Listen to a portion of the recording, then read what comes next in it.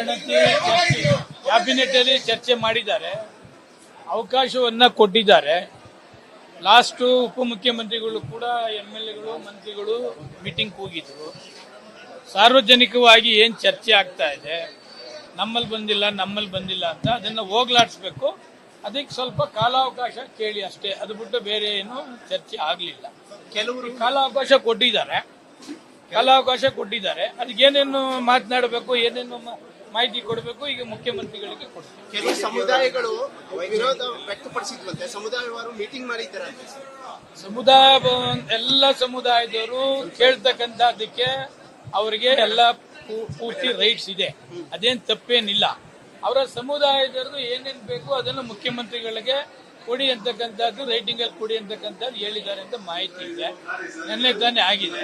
ಸೋಮವಾರದ ಮೇಲೆ ನಾವು ಕೂಡ ನಮ್ಮ ಜಾತಿ ಜನಾಂಗದವರೆಲ್ಲ ಏನೇನಾಗಿದೆ, ಏನೇನು ಅವ್ರ ಚರ್ಚೆ ಹೇಳ್ತಿದ್ದಾರೆ ಹಿರಿಯರು, ಅವರೆಲ್ಲ ಭಾವನೆಗಳನ್ನ ತೆಗೆದುಕೊಂಡು ಉಪಮುಖ್ಯಮಂತ್ರಿಗಳಿಗೆ ಹೇಳ್ತಕ್ಕಂಥ ಕೆಲಸ ಮಾಡಿ. ನಿಮ್ಮ ಪಕ್ಷದ ನಾಯಕರು ವರದಿ ಮತ್ತೊಮ್ಮೆ ಮಾಡಬೇಕು, ವೈಜ್ಞಾನಿಕವಾಗಿ ಇದು ಅವೈಜ್ಞಾನಿಕವಾಗಿ ಆಗಿದೆ, ಪಾರದರ್ಶಕವಾಗಿಲ್ಲ ಅಂತ ಹೇಳ್ತಾರೆ. ಅವೈಜ್ಞಾನಿಕವಾಗಿಲ್ಲ ಆಗಿದೆ, ಅದ್ರಲ್ಲಿ ಏನ್ ನ್ಯೂನತೆಗಳಿದೆ ಸರಿಪಡಿಸ್ತಕ್ಕಂಥದ್ದಕ್ಕೆ ನಮ್ಮ ಜಾತಿಯ ಮುಖಂಡರುಗಳು ಏನಿರ್ತಾರೆ ಅವರ ಭಾವನೆಗಳು ಕೇಳಿ ಅದನ್ನೇನು ಮುಖ್ಯಮಂತ್ರಿಗಳು ಉಪಮುಖ್ಯಮಂತ್ರಿಗಳು ಕೊಡಬೇಕು ಅದು ಕೊಡ್ತೀವಿ. ಮೊನ್ನೆ ಆರ್ ಅಶೋಕ್ ಅವರು ಸರ್, ಎಸ್.ಟಿ. ಸೋಮಶೇಖರ್ ಮತ್ತೆ ಹೆಬ್ಬಾರ್ ನಮ್ಮ ಪಕ್ಷಕ್ಕೆ ಸಂಬಂಧ ಇಲ್ಲ, ಅವರು ನಮ್ಮ ಪಕ್ಷದಿಂದ ದೂರ ಇದ್ದಾರೆ, ಅವರು ಬೆಂಬಲ ಕೊಡ್ತಾ ಇಲ್ಲ, ನಾವು ಅವ್ರನ್ನ ಸೇರಿಸ್ಕೊಡ್ತೀವಿ, ನಮ್ಮ ಜೊತೆ ಇಲ್ಲ ಅಂತ ಹೇಳೋರು. ನಾನು ಆರ್ ಅಶೋಕ್ ಅವರಿಗೆ ಹೇಳ್ತಕ್ಕಂಥದ್ದು ಒಂದೇ, ನಾನು ಕಾಂಗ್ರೆಸ್ ಪಕ್ಷದಲ್ಲಿದ್ದೆ, ಕಾಂಗ್ರೆಸ್ ಪಕ್ಷದಿಂದ ಕರ್ಕೊಂಡು ಬಂದ್ರು, 3 ವರ್ಷ ಮಂತ್ರಿಯಾಗಿ ಕೆಲಸ ಮಾಡಿದ್ದೇನೆ, 3 ವರ್ಷ ಬಿಜೆಪಿ ಪಕ್ಷದಲ್ಲಿ ಕೆಲಸ ಮಾಡಿದ್ದೇನೆ.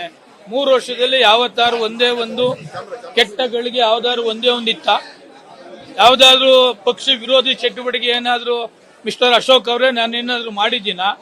ಅಶೋಕ್ ಅವ್ರಿಗೆ ಹೇಳುದಿಷ್ಟೇ, ನನ್ನ ಸೋಲಿಸ್ಬೇಕಂತ ನಮ್ಮ ಕ್ಷೇತ್ರದಲ್ಲಿ ನಿಮ್ಮ ಮೂಲ ಬಿಜೆಪಿಯವರು ಟ್ರೈ ಮಾಡೋದು. ಆ ಮೂಲ ಬಿಜೆಪಿಯವ್ರಿಗೆ ನೀವು ಕುಳಿತು ಸೆಟ್ರೇಟ್ ಮಾಡಿ ಅಂತ ಅಶೋಕ್ ಅವ್ರಿಗೆ ಹೇಳುದು ನಾನು. ಅದನ್ನ ಸೆಟ್ರೇಟ್ ಮಾಡಕ್ಕೆ ನಿಮ್ ಕೈಲಿ ಆಗ್ಲಿಲ್ಲ. ಕೇಂದ್ರದವರು ಶಿಸ್ತು ಕಮಿಟಿ ನೋಟಿಸ್ಗೆ ಕೊಟ್ಟಿದ್ದಾರೆ ಅಲ್ವಾ? ಅವ್ರು ಏನ್ ಕ್ರಮ ತೆಗೆದುಕೊಳ್ಳೋಕ್ಕಿಂತ ಮುಂಚೆನೆ ನಿಮ್ಗೆ ಯಾಕೆ ಅಷ್ಟೊಂದು ಅವಸರ? ಮಿಸ್ಟರ್ ಅಶೋಕ್ ರವರೇ, ನನ್ನನ್ನ ಬಿಜೆಪಿಯಿಂದ ಹೊರಗಡೆ ಆಗ್ತಕ್ಕಂಥದ್ದಕ್ಕೆ ಮುಖ್ಯ ಕಾರಣಕರ್ತರು ನೀವೇ. ಕೊಟ್ಟಿದ್ದಾರೆ, ನೋಟಿಸ್ ಕೊಟ್ಟಿದ್ದಾರೆ, ನೋಟಿಸ್ಗೆ ಆನ್ಸರ್ ಕೊಟ್ಟಿದ್ದೀನಿ. ಕೇಂದ್ರದವ್ರು ಏನ್ ಕ್ರಮ ತೆಗೆದುಕೊಳ್ತಕ್ಕಂಥದ್ದಕ್ಕೆ ಅಲ್ಲಿ ಗಂಟ ನಿಮ್ಗೆ ಪೇಷನ್ಸ್ ಇಲ್ಲ ಅಂತಂದ್ರೆ ಏನ್ ಹೇಳ್ಬೇಕು ನಾವು? ಅಶೋಕ್ ರವರೇ, ಜಾಸ್ತಿ ಪ್ರೆಸ್ ಹತ್ರ ಮಾತನಾಡಕ್ಕೆ ಹೋಗ್ಬೇಡಿ, ನನಗೂ ಕೂಡ ಮಾತನಾಡಕ್ಕೆ ಬರ್ತದೆ. ಕೇಂದ್ರ ಸಮಿತಿ ಏನ್ ತೆಗೆದುಕೊಳ್ತಾರೆ ಶಿಸ್ತು ಕ್ರಮ, ಅಲ್ಲಿ ಗಂಟೆ ವೇಟ್ ಮಾಡಿ. ಗಣತಿ ಕ್ಯಾಬಿನೆಟ್ ಅಲ್ಲಿ ಚರ್ಚೆ ಮಾಡಿದ್ದಾರೆ, ಅವಕಾಶವನ್ನ ಕೊಟ್ಟಿದ್ದಾರೆ.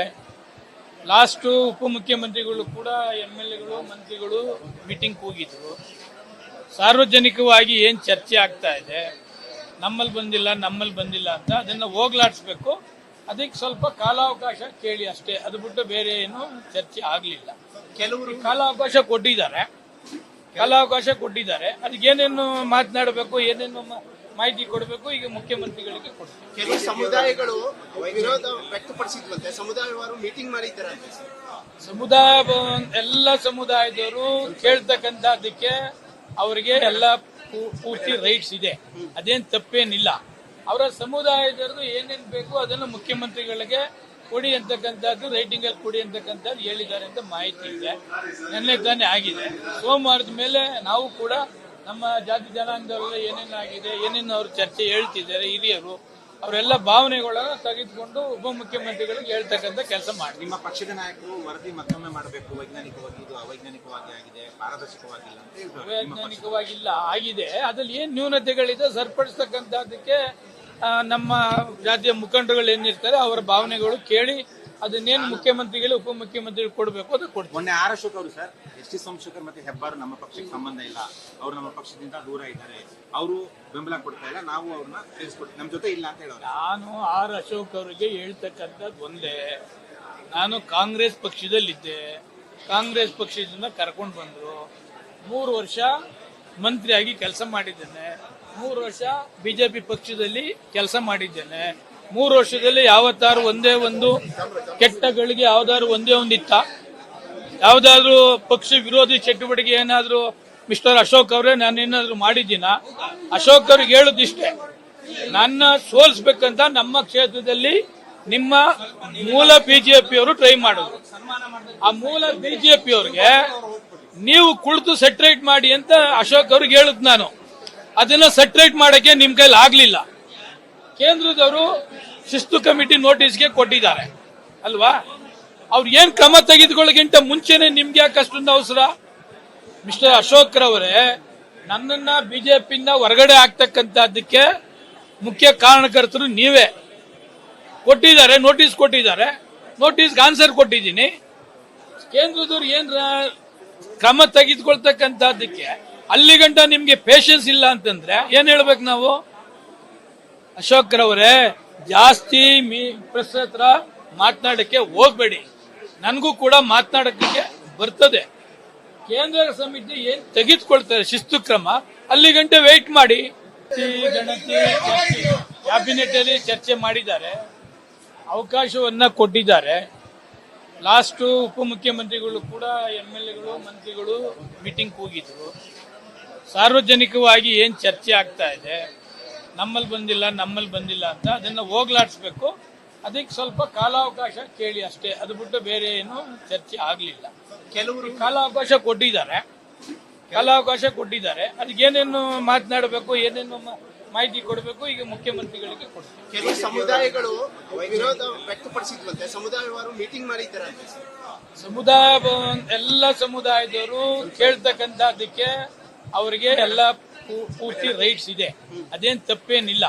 ಅವರ ಸಮುದಾಯದವ್ರದ್ದು ಏನೇನ್ ಬೇಕು ಅದನ್ನು ಮುಖ್ಯಮಂತ್ರಿಗಳಿಗೆ ಕೊಡಿ ಅಂತಕ್ಕಂಥದ್ದು, ರೈಟಿಂಗ್ ಅಲ್ಲಿ ಕೊಡಿ ಅಂತಕ್ಕಂಥದ್ದು ಹೇಳಿದ್ದಾರೆ ಅಂತ ಮಾಹಿತಿ ಇದೆ. ನಿನ್ನೆ ತಾನೇ ಆಗಿದೆ.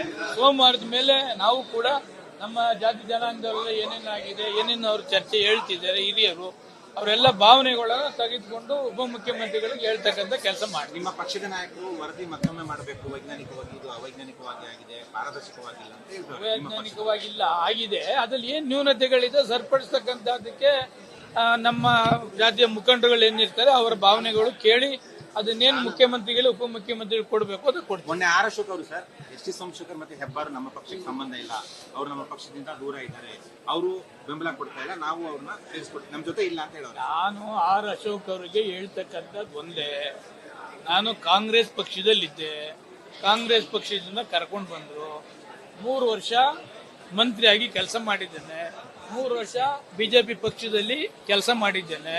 3 ವರ್ಷದಲ್ಲಿ ಯಾವತ್ತಾರು ಒಂದೇ ಒಂದು ಕೆಟ್ಟಗಳಿಗೆ ಯಾವ್ದಾದ್ರು ಒಂದೇ ಒಂದು ಇತ್ತ? ಯಾವ್ದಾದ್ರು ಪಕ್ಷ ವಿರೋಧಿ ಚಟುವಟಿಕೆ ಏನಾದ್ರು ಮಿಸ್ಟರ್ ಅಶೋಕ್ ಅವರೇ ನಾನು ಏನಾದ್ರು ಮಾಡಿದ್ದೀನ?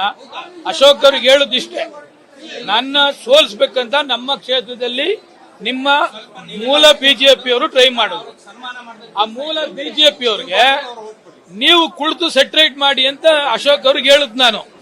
ಅದನ್ನ ಸೆಟ್ರೇಟ್ ಮಾಡಕ್ಕೆ ನಿಮ್ ಕೈಲಿ ಆಗ್ಲಿಲ್ಲ. ಕೇಂದ್ರದವರು ಶಿಸ್ತು ಕಮಿಟಿ ನೋಟಿಸ್ಗೆ ಕೊಟ್ಟಿದ್ದಾರೆ ಅಲ್ವಾ? ಅವ್ರು ಏನ್ ಕ್ರಮ ತೆಗೆದುಕೊಳ್ಳೋಕ್ಕಿಂತ ಮುಂಚೆನೆ ನಿಮ್ಗೆ ಯಾಕೆ ಅಷ್ಟೊಂದು ಅವಸರ? ಮಿಸ್ಟರ್ ಅಶೋಕ್ ರವರೇ, ನನ್ನನ್ನ ಬಿಜೆಪಿಯಿಂದ ಹೊರಗಡೆ ಆಗ್ತಕ್ಕಂಥದ್ದಕ್ಕೆ ಮುಖ್ಯ ಕಾರಣಕರ್ತರು ನೀವೇ. ಕೊಟ್ಟಿದ್ದಾರೆ, ನೋಟಿಸ್ ಕೊಟ್ಟಿದ್ದಾರೆ, ನೋಟಿಸ್ಗೆ ಆನ್ಸರ್ ಕೊಟ್ಟಿದ್ದೀನಿ. ಕೇಂದ್ರದವ್ರು ಏನ್ ಕ್ರಮ ತೆಗೆದುಕೊಳ್ತಕ್ಕಂಥದ್ದಕ್ಕೆ ಅಲ್ಲಿ ಗಂಟ ನಿಮ್ಗೆ ಪೇಷನ್ಸ್ ಇಲ್ಲ ಅಂತಂದ್ರೆ ಏನ್ ಹೇಳ್ಬೇಕು ನಾವು? ಅಶೋಕ್ ರವರೇ, ಜಾಸ್ತಿ ಪ್ರೆಸ್ ಹತ್ರ ಮಾತನಾಡಕ್ಕೆ ಹೋಗ್ಬೇಡಿ. ನನಗೂ ಕೂಡ ಮಾತನಾಡಕ್ಕೆ ಬರ್ತದೆ. ಕೇಂದ್ರ ಸಮಿತಿ ಏನ್ ತೆಗೆದುಕೊಳ್ತಾರೆ ಶಿಸ್ತು ಕ್ರಮ, ಅಲ್ಲಿ ಗಂಟೆ ವೇಟ್ ಮಾಡಿ.